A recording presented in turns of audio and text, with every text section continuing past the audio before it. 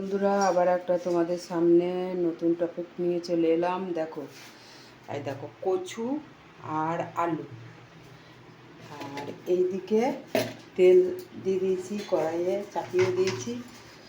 তো এই দেখো 5 ফোড়ন দিলাম, দেখতে পাচ্ছ 5 ফোড়ন।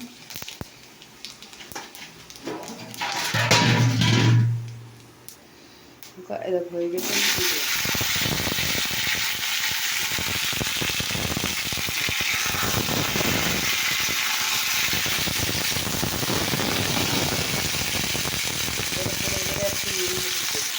দেখো এবার আমি দিলাম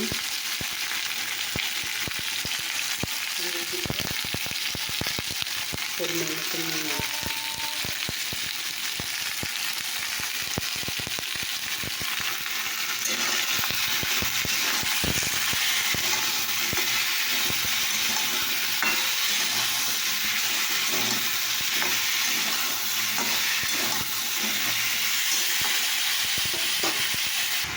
দেখো বন্ধুরা, ঢাকা খুলে দিয়েছি।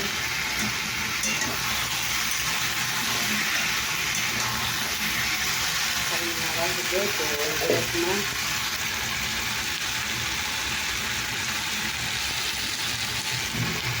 জিরে দিয়ে লঙ্কা দিয়ে তো দেখো আমি জল দিয়ে দিলাম।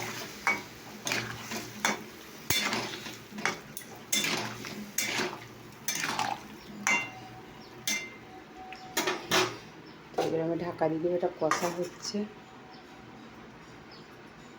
তো দেখো বন্ধুরা, আবারও আর একটা রেসিপি বানাচ্ছি, ওই একসাথে হচ্ছে। তো এখানে নুন, হলুদ আর আদা দিয়েছি, লঙ্কা দিয়েছি। তোমরা রসুনও দিতে পারো, কিন্তু এখানে পেঁয়াজ চলবে না, বেটে দেওয়া তো মোটেই চলবে না।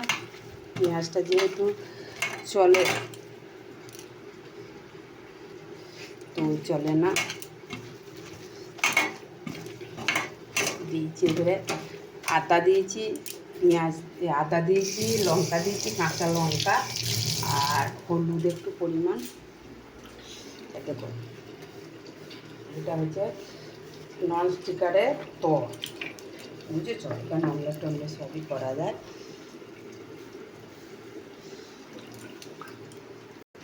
দেখো বন্ধুরা, এবার আমি বড়ার ওইটাকে দিচ্ছি, সেগুলো দেখতেই পাচ্ছে। দেখো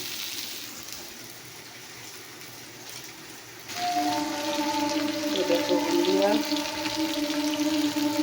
বড়া দিয়ে আরেক দিকে দেখো না বান্না ঠিক গেছে। এবার আমি জল দিয়ে দিই, জল দিয়ে দিলাম।